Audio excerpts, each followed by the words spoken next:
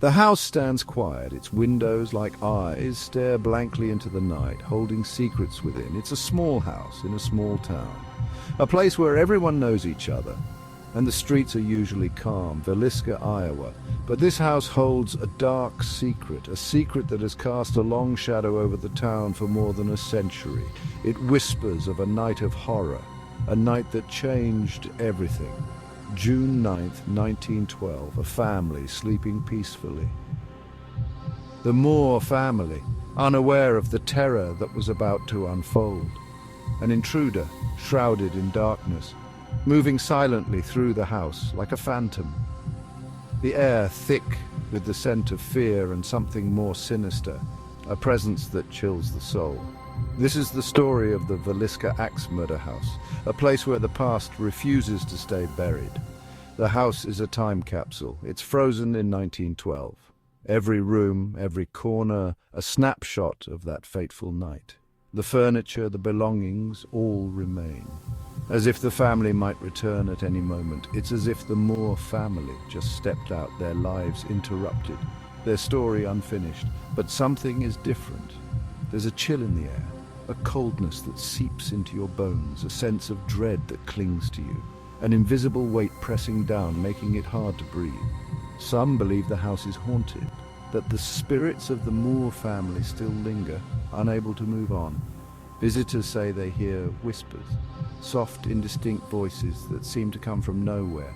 They see shadows moving in the darkness, shapes that flit just out of sight, vanishing when you try to focus on them. Could it be the spirits of the murdered family, unable to find peace, or something even more malevolent? Or is it the echoes of that terrible night, forever imprinted on the walls, the house itself a witness to the horror? This is more than a true crime story. It's a tale of mystery, of the unknown, and of the human capacity for evil. It's a mystery that continues to haunt us, a puzzle with pieces that may never fit together.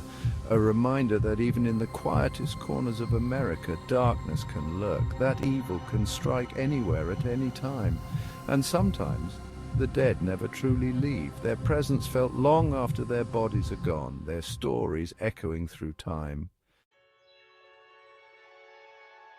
June 9th, 1912, began like any other day in Villisca. The sun rose over the small town, casting a warm glow on the streets and homes. The townsfolk went about their daily routines, unaware of the dark cloud that loomed over them. The Moore family attended the Children's Day service at the Presbyterian Church. It was a special occasion, filled with joy and laughter. The church was bustling with activity, children reciting verses, and the congregation singing hymns. They laughed with their neighbors, they sang hymns. The air was filled with a sense of community and togetherness. The Moores were well liked and respected in the town. They had no idea that this would be their last day. The smiles and laughter would soon be replaced by silence and horror. The family returned home that evening. Parents, Josiah and Sarah, walked hand in hand, their children trailing behind them. The house, usually a place of comfort and safety, would soon become a scene of unimaginable tragedy. Their 4 children, Herman, Catherine, Boyd and Paul, were full of life and dreams. They had their whole lives ahead of them, filled with hopes and aspirations. They settled in for the night, unaware of the evil that awaited them. The children were tucked into bed, their parents whispering goodnight. The house was quiet. The only sounds were the gentle rustling of leaves outside. An oppressive heat hung in the air. Windows were left open, hoping for a breeze. The night was still, the kind of stillness that precedes a storm. But the night brought no relief. It brought something else entirely. The moon cast an eerie glow on the house, shadows dancing on the walls. Under the cover of darkness, a figure approached the house. His footsteps were silent, his intentions deadly. He moved with purpose, knowing exactly what he was about to do. He carried a heavy axe, its blade gleaming faintly in the moonlight. The weight of the weapon matched the weight of his dark intentions. This was no random act. This was personal. This was an execution. The figure's face was set in a grim expression, his eyes cold and unfeeling. The night of silence had begun, and it would leave a mark on Villisca forever. The killer entered the house silently. He moved through the rooms with a chilling familiarity. He knew where to find his victims. He knew their names. First Josiah and Sarah, their sleep eternally interrupted. Then, one by one, he took the children. Herman, Catherine, Boyd and little Paul. No one was spared. 8 souls taken in the dead of night. Their only sin, being in the wrong place at the wrong time. The killer worked quickly and quietly, his rage cold and calculated. The house, once filled with laughter and love, was now a tomb. The scent of blood mingled with the summer air, a chilling premonition of the horror that would soon be discovered. Section 4. A gruesome discovery. The sun rose on June 10th, casting a warm glow on Villisca, a small, tight-knit community where everyone knew each other. But inside the Moore house, darkness still reigned, an eerie silence that seemed to swallow the light. Mary Peckham, a neighbour, noticed something was wrong. She had known the Moores for years, and their routine was as familiar to her as her own. The Moore family was usually up early, tending to their daily chores. But that morning, the farm was eerily quiet, the chores left undone. She knocked on the door, her heart pounding. Silence. She tried the handle, and to her surprise, it was unlocked. A chill ran down her spine. Something was terribly wrong. The air felt heavy, almost suffocating. She stepped inside, her voice trembling as she called out for the family. The house was eerily silent, the kind of silence that screams. No answer, then she saw it. The blood. It was everywhere, a gruesome testament to the horror that had unfolded. Staining the floor, the walls, the furniture, the once cozy home was now a scene of unimaginable violence. She stumbled back, gasping in horror.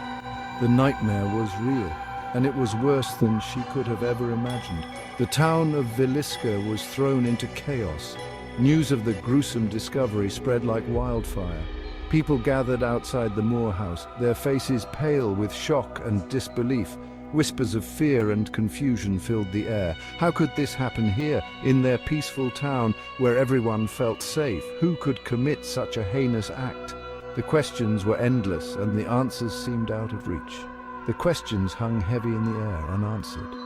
The once serene town of Villisca would never be the same again, haunted by the shadows of that fateful morning.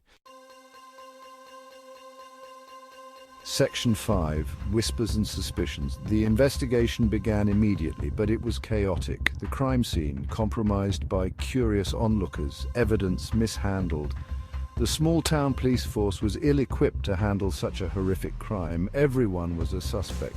A traveling preacher, Reverend George Kelly, known to have been in town that night.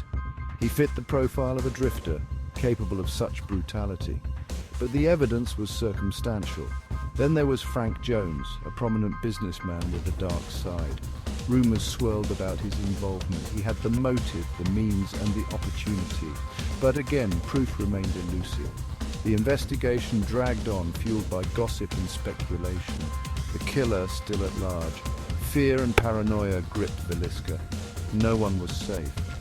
The truth lost somewhere in the whispers and shadows. Section 6. Dead ends and loose threads. Months turned into years. The case went cold, leads dried up, suspects were cleared. The killer a phantom, a chilling reminder that even the most brutal crimes can go unpunished. Theories continued to circulate. Some whispered of a conspiracy, a cover-up to protect the guilty. Others pointed to a random act of violence, a senseless tragedy. But the truth remained elusive. The Villisca Axe Murders became a macabre legend, a cautionary tale whispered around campfires. The house, a symbol of unanswered questions, and the darkness that can lurk beneath the surface of small-town America. Section 7. The shadows remain. Decades passed. The Moore house stood empty, a grim reminder of the tragedy. People claimed the house was haunted. They reported strange noises, cold spots, and the feeling of being watched. Some said they saw the ghostly figures of the Moore family wandering the halls, their faces pale, their eyes filled with sadness and longing. Others heard the phantom swing of an axe, the echoes of that terrible night.